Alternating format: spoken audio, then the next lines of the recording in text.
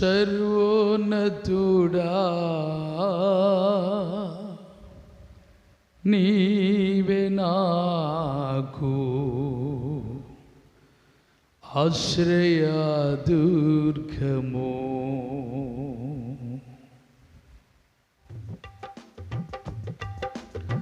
సర్వోన్నతుడా నీవే నాకు ఆశ్రయ దుర్గము.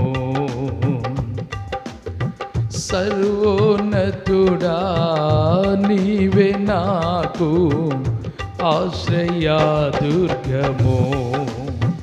ఎవ్వరు లేరు నాకు ఇలలో, ఎవ్వరు లేరు నాకు ఇలలో, ఆదరణ నీవేగా, ఆనందము నీవేగా, ఆదరణ నీవేగా, ఆనందము నీవేగా. సర్వోన్నతుడా నీవే నాకు ఆశ్రయ దుర్గము. నీ దినములన్నిట ఎవ్వరు నీ ఎదుట నిలువలేరని యెహోషువతో, నీ దినములన్నిట ఎవ్వరు నీ ఎదుట నిలువలేరని యెహోషువతో వాగ్దానము చేసినావు. వాగ్దాన భూమిలో చేర్చినావు, వాగ్దానము చేసినావు, వాగ్దాన భూమిలో చేర్చినావు. సర్వోన్నతుడా నీవే నాకు ఆశ్రయ దుర్గము. సర్వోన్నతుడా నీవే నాకు ఆశ్రయ దుర్గము. నిందల పాలై నిత్య నిబంధన నీతో చేసిన దానియేలుకు, నిందల పాలై నిత్య నిబంధన నీతో చేసిన దానియేలుకు సింహాసనమిచ్చినావు.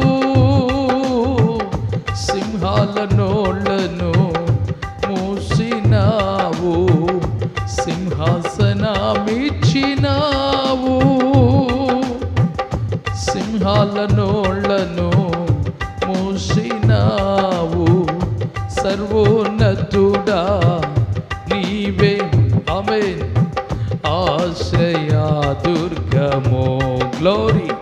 సర్వోన్నతుడా నీవే నాకు ఆశ్రయ దుర్గము. ఎవ్వరు లేరు నాకు ఇలలో, ఎవ్వరు లేరు నాకు ఇలలో, ఆదరణ నీవేగా, ఆనందము నీవేగా, ఆదరణ నీవేగా, ఆనందము నీవేగా. నీతి కిరీటము దర్శనముగా దర్శించిన పరిశుద్ధ పౌలుకు, నీతి కిరీటము దర్శనముగా దర్శించిన పరిశుద్ధ పౌలుకు విశ్వాసము కాచినావు. జయ జీవితము నిచ్చినావు. విశ్వాసమునకు కర్త దాన్ని కొనసాగించేవాడు యేసు వైపు చూచునట్లయితే విశ్వాసము కాచినావు. జయ జీవితము నిచ్చినావు. సర్వోన్నతుడా నీవే నాకు ఆశ్రయా దుర్గము. సర్వోన్నతుడా నీవే నాకు ఆశ్రయా దుర్గము. ఎవరున్నా లేకపోయినా నీవుంటే నాకు చాలు. ఎవ్వరు లేరు నాకు ఇలలో, ఎవ్వరు లేరు నాకు ఇలలో, ఆదరణ నీవేగా, ఆనందము నీవేగా, ఆదరణ నీవేగా, ఆనందము నీవేగా, ఆదరణ నీవేగా, ఆనందము నీవేగా, ఆదరణ నీవేగా, ఆనందము నీవేగా. దేవునికి మహిమ కలుగును గాక. పరిశుద్ధ గ్రంథాలు తెరచి దేవుని వాక్యాన్ని చదువుకుందాం.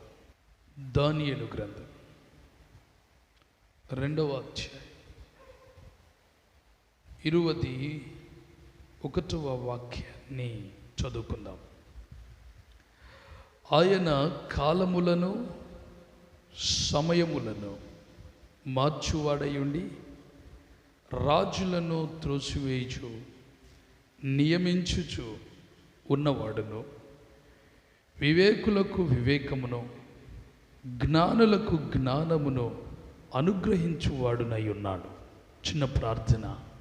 దేవా, నీ సేవకుని మరుగుపరచండి. శ్రేష్టమైన నీ వాక్కులు మాకు వినిపించండి. నీ వాక్కుల చేత మమ్మలను దర్శించండి. యేసు నామములో ప్రార్థిస్తూ ఉన్నాను తండ్రి, ఆమేన్. దైవచండైన దానియేలు నెబుకద్నెజరు అనే రాజుతో జీవము కలిగినటువంటి దేవుని గూర్చి ఓ చిన్న ఉపోద్ఘాతం చెబుతున్నాడు. నెబుకద్నెజరు ఒక కల కన్నాడు. ఆ కలభావాన్ని మాంత్రికులు, జ్యోతిష్కులు, గారడి విద్య చెప్పేవారు, సోద చెప్పేవారు, ఇలాంటి వాళ్ళందరూ వచ్చి ఆ కళను, కలభావాన్ని చెప్పలేకపోయారు. దైవజనుడైనటువంటి దానియేలు దేవుని సన్నిధిలో ప్రార్థించినప్పుడు జీవము కలిగిన దేవుడు దానియేలుకు కలను, కలభావమును తెలియజేశాడు. చప్పట్లు కొట్టి గట్టిగా దేవునికి స్తోత్రం చెల్లించుదాం. ప్రైజ్ ది లార్డ్, హల్లెలూయా. జీవం కలిగినటువంటి దేవుడు దానియేలుని రాజు ఎదుట నిలబెట్టినప్పుడు రాజును గణపరచట్లేదు దానియేలు. రాజా, మీరు కన్నటువంటి కల కంటే ముందుగా ఈ మర్మములు బయలుపరిచినటువంటి దేవుని గూర్చి, అనగా దానియేలు నెబుకద్నెజరు రాజుకి చెప్పకనే సువార్త చెబుతున్నాడు. ఏమని? ఆయన కాలాలను, సమయములను మార్చే దేవుడు. ఏ టయాన్ని ఎక్కడ ఆపాలో, ఏ టయమును ఎలా ముందుకు నడిపించాలో ఆయనకు తెలుసు. ఏ సంవత్సరాలు ఎలా పొడిగించాలో, ఏ సంవత్సరాలు తగ్గించాలో ఆయనకు తెలుసు. ఆయన కాలములను ఎరిగినటువంటి సుచరిత్ర కలిగిన దేవుడు. సమయములను ఆయన స్వాధీనంలో ఉన్నాయి. ఈ మాటలు చెబుతూ జీవము కలిగినటువంటి దేవుని గూర్చి సువార్తను చెబుతున్నట్లుగా ఇక్కడ మనకు అర్థమవుతుంది. నిజంగా జీవం కలిగినటువంటి దేవుని గురించి రాజుకు సువార్త చెప్పటం నిజంగా దానియేలు ఎంత ధైర్యవంతుడో అనిపిస్తుంది. అందుకొరకే ఆయన బిడ్డలమైన మనం నశించిపోతున్న వారు రాజులు కావచ్చు, లేకపోతే బలహీనులు కావచ్చు, కృంగిన వారు కావచ్చు, దీనస్థితిలో ఉన్నవారు కావచ్చు. ఒక చిన్న సువార్త వారికి అవసరం. ఆ సువార్తను నీవు నేను ప్రకటించే పత్రికలు కావాలి. ఆమేన్. దైవజనుడు అంటున్న మాట, ఆయన కాలములు సమయములు మార్చేవాడు. ఎలా మారుస్తాడు కాలాలను, సమయాలను ఎలా మారుస్తాడు? ఒకసారి మనం దేవుని వాక్యాన్ని చూస్తే రాజుల గ్రంథం 2వ రాజులు 20వ అధ్యాయం 11వ వాక్యం. ప్రవక్తకు యెషయా యెహోవాను ప్రార్థింపగా ఆయన ఆహాజు గడియారపు పలక మీద 10 మెట్లు ముందరికి నడిచిన నీడ 10 మెట్లు వెనుకకు తిరిగిపోవునట్లుగా చేశాను. ఈ వాక్యాన్ని మనం చూస్తున్నప్పుడు రాజైన హిజ్కియా మరణ పడక మీద ఉన్నాడు. చావు బ్రతుకుల మధ్య కొట్టుమిట్టులాడుతూ ఉన్నాడు. జీవం కలిగినటువంటి దేవుడు ప్రవక్త అయిన యెషయాను పంపించి ఒక వర్తమానం, హిజ్కియా నువ్వు చనిపోతున్నావు, బ్రతకవు, గనుక నీ ఇల్లు చక్కబెట్టుకో. ఆ సమయంలో ఈ వర్తమానాన్ని విన్నటువంటి హిజ్కియా ఇంటిని చక్కబెట్టుకోవటం, రాజ్యాన్ని చక్కబెట్టుకోవటం విడిచిపెట్టి హృదయాన్ని చక్కబెట్టుకోవటం ప్రారంభించాడు. Praise the lord. యెహోవా యథార్థ హృదయుడనై నీ దృష్టిలో సమస్తం నేనెలా జరిగించానో, నీ దృష్టిలో సమస్తం నేను ఎలా జరిగించానో, నేను ఎలా నడుచుకున్నానో కృపతో జ్ఞాపకం చేసుకో. నీకు అనుకూలంగా నడిచానో, నీ చిత్తాన్ని చేశానో, ఏమైనా నీ చిత్తం చేయకపోతే నాకు తెలియచేయి అంటూ ప్రభు సన్నిధిలో హృదయాన్ని సిద్ధపరచుకుంటున్నాడు. ఒకవేళ ప్రభు రమ్మంటే, ఇదిగో నేను ఇక్కడ కళ్ళు మూస్తే పరలోక రాజ్యంలో నేను ప్రభు ఎదుట యథార్థవంతుడిగా కనిపించాలి.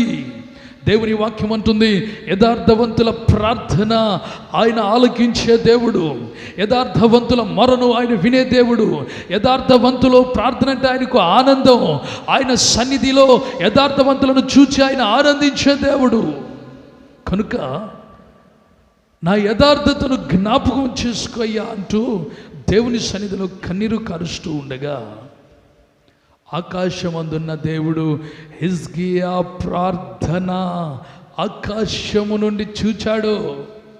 తన కన్నీటిని చూచాడు, తన హృదయాన్ని చూచాడు, తన యథార్థతను చూచాడు.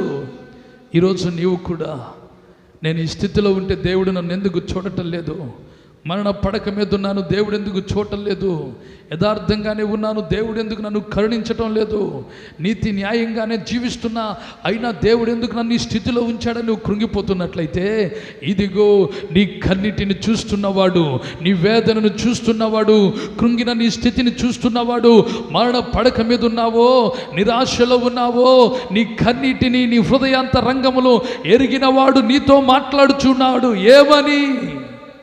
నీ కన్నీటిని నేను చూచాను, నీ వేదన నేను చూచాను, నీ దుఃఖాన్ని నేను చూచాను. చూచి ఇప్పుడు ఏం చేస్తున్నాను తెలుసా? ఇదిగో నీకు ఇంకా 15 సంవత్సరాలు ఆయుష్ పొడిగించుచున్నాను. చప్పట్లు కొడుతూ గట్టిగా దేవునికి స్తోత్రం చెల్లించుదా. దేవునికి మహిమ కలుగును గాక. అదే 2వ రాజుల గ్రంథము 20వ అధ్యాయం 6వ వచనం. ఇంకా 15 సంవత్సరముల ఆయుష్ను నీకిచ్చెదను అని దేవుడు యెషయా ప్రవక్త ద్వారా వాగ్దానం చేశాడు. వాగ్దానం చేసిన దేవుడు నమ్మదగిన వాడు. హిజ్కియా అంటాడయ్యా, ఆయుష్ను దేవుడు ఇస్తున్నాడని. యెషయా మరొక మాట చెప్పాడు, 3 దినములలో నీవు దేవుని మందిరాన్ని చూసి మందిరంలోనికి వెళ్ళి దేవుని ఆరాధిస్తావని. నిజంగా అది నా పట్ల జరుగుతుందని నాకు ఒక సూచన చెప్పండి. అప్పుడు జీవం కలిగిన దేవుని సన్నిధిలో యెషయా ప్రార్థన చేసినప్పుడు ఆహాజు గడియార స్తంభాన్ని ఒకటి కట్టించాడు. అది గడియార స్తంభమే కానీ దానికి గడియారం లేదు. ఎందుకు లేదు గడియారం అంటే, గడియారం ఆ రోజుల్లో లేదుగా. ఇంచుమించు 4000 సంవత్సరాల క్రితం గడియారాలు ఎక్కడున్నాయి? మరి టైం అప్పుడు వాళ్ళు ఎలా కనుక్కునే వాళ్ళంటే, ఒక ఎత్తైన గడియార స్తంభం కట్టించి అక్కడక్కడ మనం గడియార స్తంభ సెంటర్ అంటూ ఉంటాం. ఆ పాత దినాలలో గడియార స్తంభాలు కట్టి నీడను చూచి, ఇదిగో నీడ ఇంత పైకొచ్చింది, టైం 9, ఇదిగో కరెక్ట్గా గడియార స్తంభం క్రింద ఉంది, ఇప్పుడు మిట్ట మధ్యాహ్నం 1 గంట, అలా టయాన్ని తెలుసుకునేవాళ్ళు. ఆల్రెడీ నీడ క్రిందకు దిగిపోయింది, అనగా ప్రొదుగుగే సమయం అది. అప్పుడు ఇదిగో 10 మెట్లు నీడ మరలా పైకెక్కబోతూ ఉంది, క్రిందకు దిగింది. ఆల్రెడీ సూర్యుడు అస్తమించడానికి సమయం సమీపించింది. మరలా జీవం కలిగిన దేవుడు ఏం చేశాడు తెలుసా? సూర్యుడిని ఒక్కసారి వెనక్కి కొంచెం, అంటే 5 గంటలు 5:30 గంటలు అవుతుంది అనుకోండి, అప్పుడు సూర్యుడు ఉంటాడుగా. ఇప్పుడు 10 మెట్లు మరలా అది క్రిందకి వెళ్ళిన నీడ పైకి రావాలంటే సూర్యుడు కూడా పైకి రావాలి. దేవునికి స్తోత్ర. నా దేవుడు ఎవరో తెలుసా? కాలములు మార్చేవాడు, సమయాలను మార్చేవాడు. నా దేవుడు ఎవరో తెలుసా? కాలము అనగా ఆయుష్ అయిపోయింది, సంవత్సరాలు గతించిపోయాయి, ఇక తీరిపోయాయి అనుకున్నప్పుడు సమయములను ఇచ్చి, కాలములను ఇచ్చి నీ పరిస్థితులను మార్చే దేవుడు ఆయన పేరు నజరేయుడైన యేసు. నీ బ్రతుకును మార్చి, నీ పరిస్థితిని మార్చి, సమయాలను మార్చి, అనగా టయాన్ని కూడా ఆయన మరలా మార్చే దేవుడు. ఒక 10 మెట్లు నీడ మరలా పైకొచ్చింది, దిగిన నీడ పైకొచ్చింది. అది చూసి హిజ్కియా వండర్, నిజంగా నీ వంటి దేవుడు ఎవరు? నీవు పరిశుద్ధుడివి, నీవు కీర్తనీయుడివి, నీవు ఆరాధనీయుడివి అంటూ ప్రభువుని ఆరాధించటం ప్రారంభించాడు. ఒక మాట అంటాడు హిజ్కియా 3వ దినం మందిరానికి వెళ్ళిన తర్వాత, నేను చనిపోతే మృతుల లోకంలో ఉండేవాడిని, ఈరోజు నిన్ను స్తుతించేవాడిని కాదు, ఈరోజు సజీవుడనై నేను నిన్ను స్తుతించుచున్నాను. చప్పట్లు కొట్టి గట్టిగా దేవునికి స్తోత్రం చెల్లించుదా. ఇదిగో ఆయన స్తుతులకు పాత్రుడు. నీకు ఆయుష్ ఇచ్చాడు, ఆరోగ్యం ఇచ్చాడు, సమయం ఇచ్చాడు.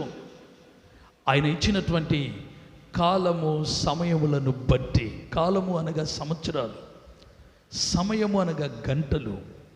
ఆయన గంటలు మార్చగలడు, సంవత్సరాలు మార్చగలడు. హిజ్కియా జీవితంలో మార్చి మరొక నూతన జీవితం ఇవ్వగా మిగిలిన 15 సంవత్సరాలు దేవునికి ఇంకా ఇష్టకరమైన రాజ్యపాలన చేశాడు హిజ్కియా. ఈరోజు నీవు నేను, నీకు ఇచ్చిన ఆయుష్, నీకు ఇచ్చిన సమయం, నీకు ఇచ్చిన గంటలు అనగా నీకు ఇచ్చినటువంటి ప్రతి దినమును బట్టి కూడా దేవుని స్తుతిస్తూ, ఇంతకు ముందున్న దానికంటే ఇంకా నమ్మకస్తుడవై, యథార్థవంతుడవై క్రీస్తు కొరకు జీవించదవుగాక. ఆమేన్. మరొక సంగతి నాకు జ్ఞాపకం వచ్చింది. దైవజనుడైనటువంటి యెహోషువ ఒక రోజున యుద్ధం చేస్తూ ఉన్నాడు అమోరీయులతో. యెహోషువ గ్రంథం 10వ అధ్యాయం 12వ వచనం. యెహోషువ ఇశ్రాయేలీల ఎదుట అమోరీయుల ఎదుటను అప్పగించబడిన దినమున ఇశ్రాయేలీలు వినుచుండగా యెహోషువ యెహోవాకు ప్రార్థన చేసెను. సూర్యుడా నీవు గిబియోనులో నిలువుము, చంద్రుడా నీవు అయ్యాలోను లోయలో నిలువుము. జనులు తమ శత్రువుల మీద పగ తీర్చుకునే వరకు సూర్యుడు నిలిచెను, చంద్రుడు ఆగెను. ఆమేన్. ఇశ్రాయేలీలు అమోరీయులు యుద్ధం జరుగుతున్న దినం అది. సూర్యోదయం నుండి సూర్యాస్తమయం వరకు ఇశ్రాయేలు ఎక్కువ మంది హతము చేయబడితే అమోరీయులు గెలిచినట్లు. అమోరీలు ఎక్కువ మంది హతం చేయబడితే ఇశ్రాయేలు గెలిచినట్లు. అప్పటికి ఇంచుమించు టైంకు 3 అలా అవుతుంది. అమోరీలు చాలామంది ఇశ్రాయేల్ని హతం చేసేసరికి వాళ్ళదే గెలుపు అనుకుంటున్నారు.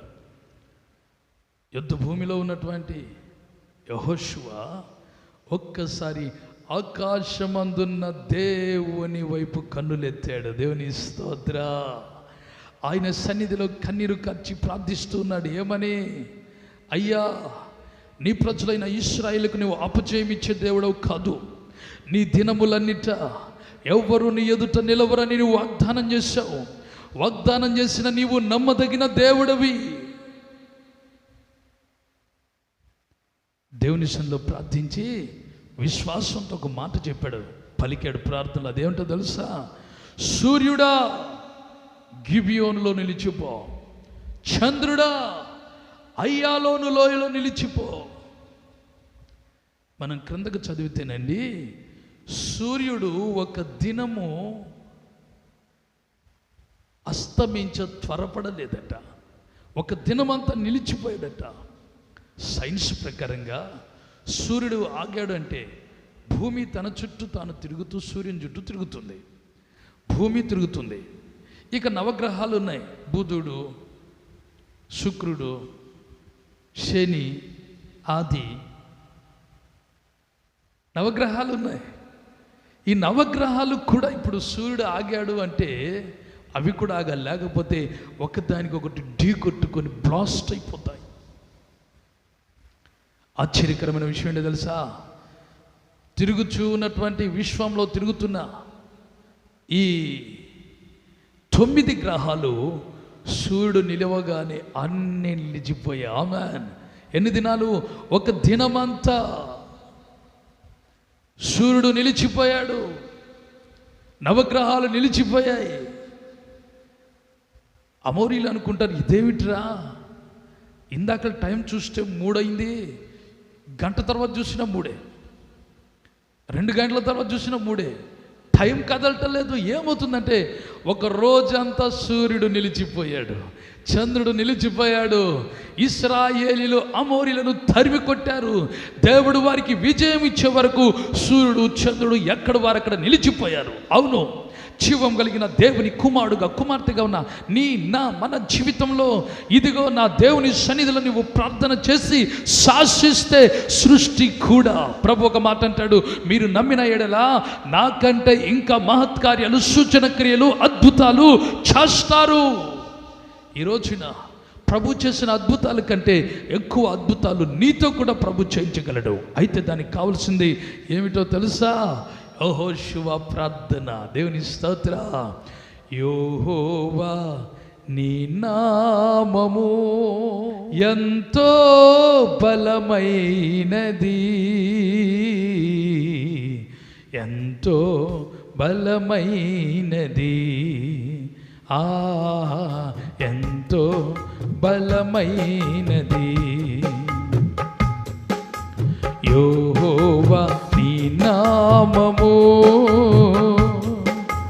మోషే ప్రార్థించగా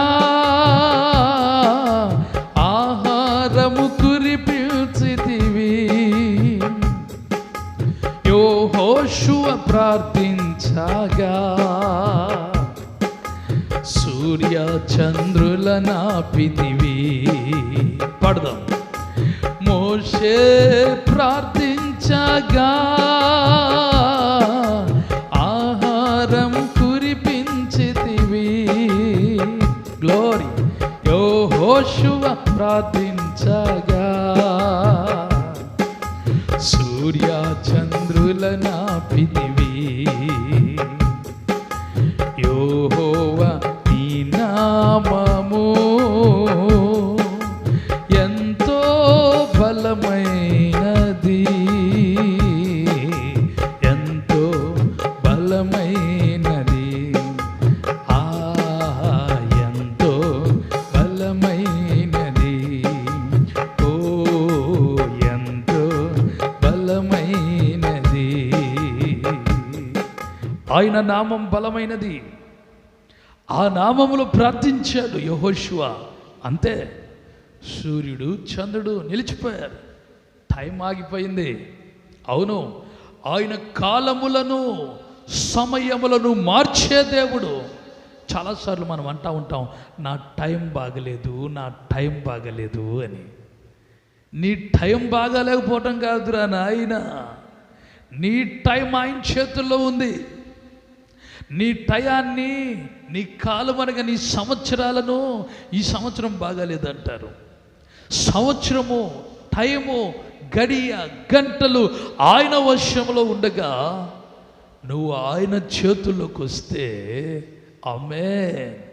హిజ్కియా ఆయుష్ పొడిగించిన దేవుడు, హిజ్కియా జీవితంలో అద్భుతం చేసిన దేవుడు, యెహోషువ ప్రార్థన ఆలకించిన దేవుడు నీ జీవితంలో కూడా ఆశ్చర్య కార్యములు చేయడానికి ఆయన సమర్థుడు.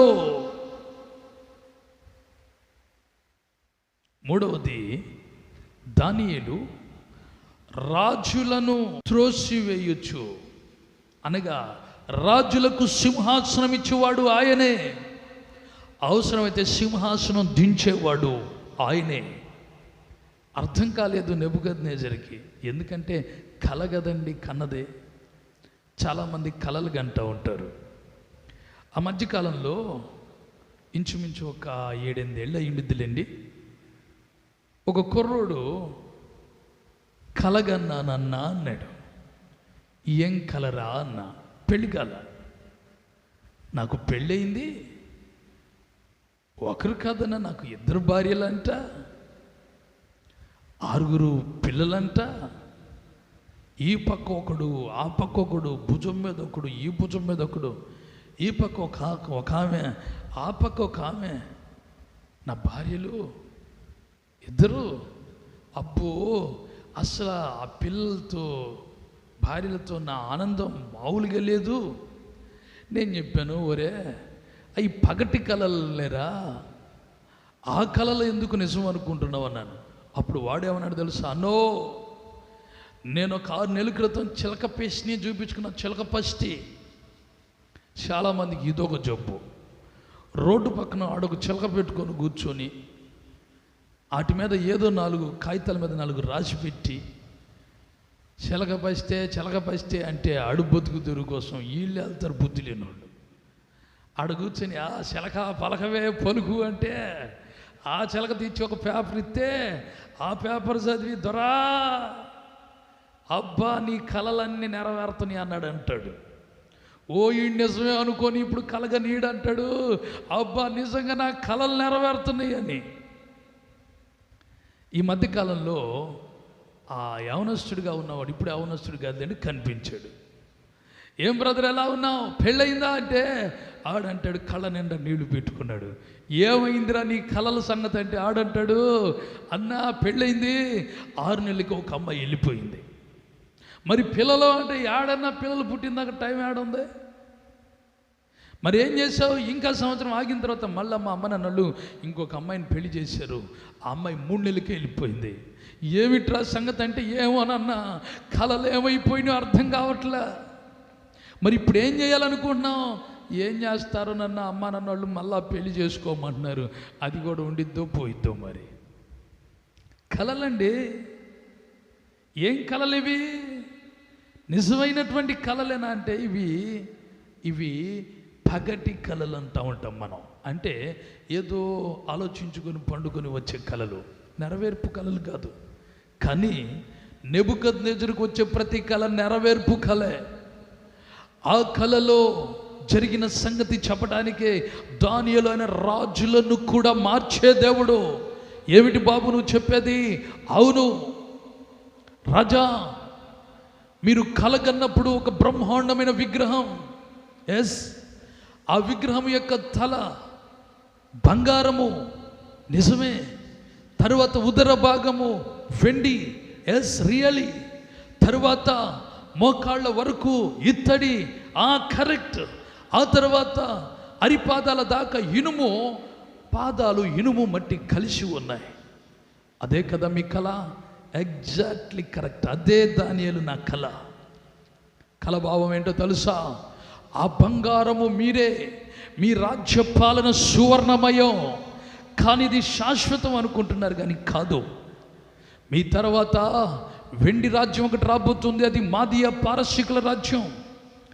ఆ తర్వాత ఇత్తడి రాజ్యం ఒకటి రాబోతుంది, అది గ్రీకు సామ్రాజ్యం. ఆ తర్వాత ఇనుము మట్టి కలిసినటువంటి రాజ్యాలు రాబోతున్నాయి, అవి పొసగని రాజ్యాలు. ఇనుము అనగా రోమా సామ్రాజ్యం, ఇనుము మట్టి అనగా ప్రస్తుతం మనము అనుభవిస్తున్న రాజ్యాలు. అనేక పార్టీలు, అనేక పంతాలు, జనం మీదకి జనము, ఆ పార్టీ అంటే ఈ పార్టీ గిట్టక, ఇలా రకరకాలైనటువంటి ప్రభుత్వాలు లేచి గలిబిలి రాజ్యాన్ని గలిబిలి చేసేస్తున్నాయి. ఇవి పొసగని రాజ్యాలు. రాజా, మీరు చూస్తూ ఉండగా ఏ చేతి సహాయము లేకుండా ఒక చిన్న రాయి దొర్లుకుంటూ వచ్చి విగ్రహము పాదముల మీద పడి దాన్ని తుత్తునీలుగా చేసింది. అవునా? ఎస్, ఇది నిజంగా కరెక్ట్. దేవునికి స్తోత్రం. ఆ చిన్న రాయి, ప్రైజ్ ద లార్డ్. ఇదిగో దేవుని గొర్రె పిల్ల, ఇవేగా నా కృతజ్ఞత స్తుతులు. ఇదిగో దేవుని గొర్రె పిల్ల, ఇవేగా నా కృతజ్ఞత స్తుతులు. అర్హుడవు హల్లెలూయా, అర్హుడవు హల్లెలూయా, గొర్రె పిల్ల నీవు యోగ్యుడవు. రక్తమిచ్చి గ్లోరీ, ప్రాణమిచ్చి ఆమె నీదు ప్రజలను కొన్నావు. అర్హుడవు, అర్హుడవు హల్లెలూయా, గొర్రె పిల్ల నీవు యోగ్యుడవు. రక్తమిచ్చి ప్రాణమిచ్చి నీదు ప్రజలను కొన్నావు. ఆమేన్, హల్లెలూయా. ఇదిగో ఆ చిన్న రాయి గొర్రె పిల్లవలే వచ్చి, ఆ తర్వాత అది భూతలమంత అయింది, గొప్పదైంది. అవునా? ఎస్, ఆ రాయి క్రీస్తు. ఆయన ఒక రాజ్యము స్థాపించబోతున్నాడు. దానియేలు గ్రంథం 2వ అధ్యాయం 44వ వచనం. ఆ రాజుల కాలములలో పరలోకమందున్న దేవుడు ఒక రాజ్యమును స్థాపించును, దానికెన్నటికి నాశనం కలగదు. ఆ రాజ్యము దాన్ని పొందిన వారికి గాక మరెవరికి చెందదు. ముందు చెప్పిన రాజ్యములన్నిటినీ పగులగొట్టి నిర్మూలము చేయును, కానీ అది యుగ యుగముల వరకు నిలుచును. దేవునికి స్తోత్ర. ఆ చిన్న రాయి గొర్రె పిల్లలాగా వచ్చి మానవుని పాపం కొరకు, అపరాధముల కొరకు రక్తం కార్చి నమ్మి విశ్వసించిన వారందరినీ ఆయన రక్తంతో కడిగి పరిశుద్ధపరచి, ఇదిగో ఆయనే ఒక రాజ్యాన్ని స్థాపించుచున్నాడు. హల్లెలూయా. ఆయన రాజ్యము తరతరములు ఉంటుంది. ఆయన రాజ్యము ఎన్నటికీ నాశనము కాదు. అది పొందిన వారికి గాక ఎవరికి అది దొరకదు. ఆ రాజ్యము యుగ యుగాలు నిలిచే రాజ్యము. అది నీతి సామ్రాజ్యము, అది పరిశుద్ధుల రాజ్యము, ఆకలి దప్పిక లేని రాజ్యము, కన్నీరు లేని రాజ్యము, దుఃఖము లేని రాజ్యము, ఏడుపు లేని రాజ్యము, బాధ లేని రాజ్యము. ఆ రాజ్యము పొందిన వారికే దొరుకుతుంది. ఎవరికి? ఆయన రక్తములో కడుగబడి పరిశుద్ధ పరచబడిన వారికి. దానియేలు సువార్తతో ప్రారంభించాడు, సువార్తతో కల ముగిస్తున్నాడు. ఈ మాటలు వింటుండగానే నెబుకద్నెజరు దానియేలు పాదాల మీద సాగిలపడ్డాడు.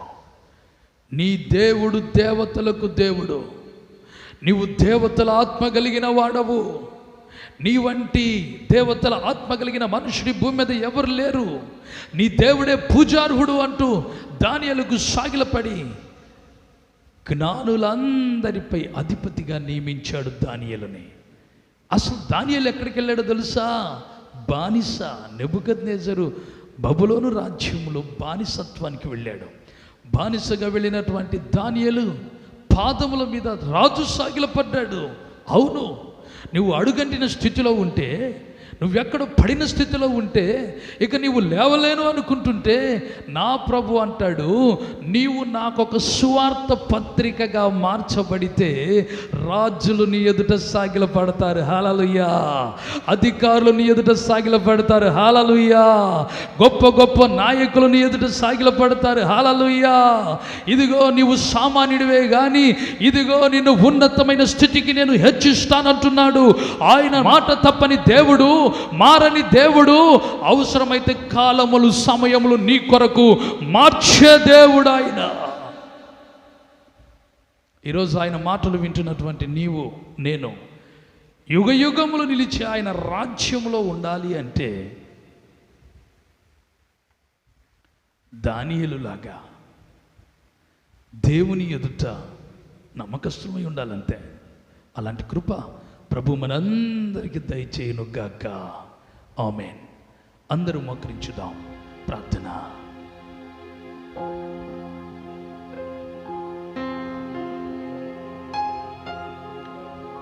నిందల పాలై నిత్య నిబంధన నీతో చేసిన దానియేలుకు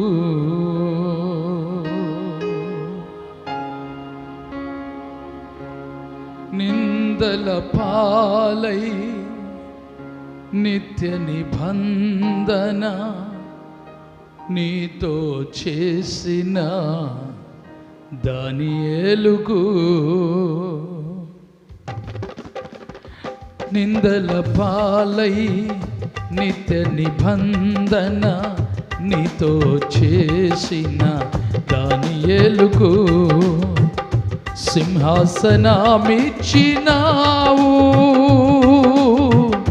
సింహాల నోళ్లను మూసినావు, సింహాసనమిచ్చినావు,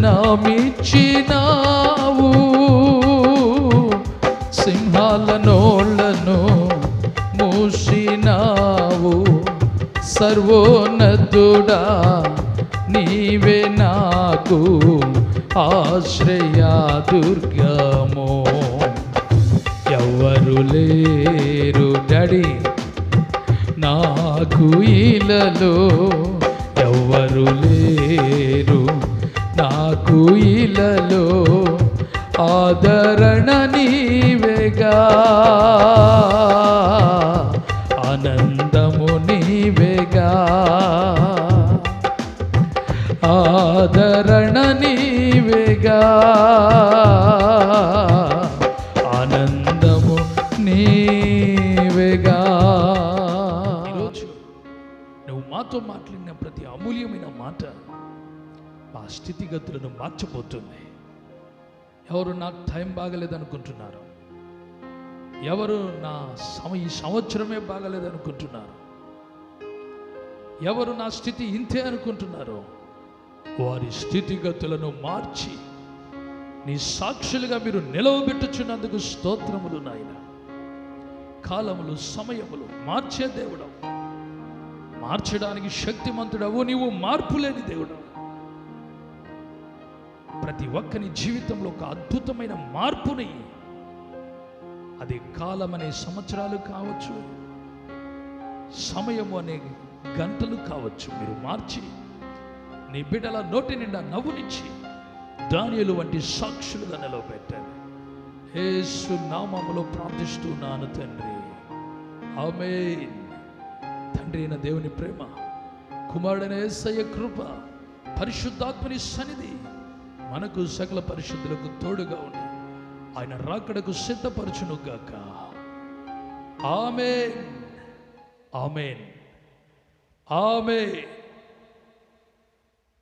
అందరికీ యేసయ్య నామములో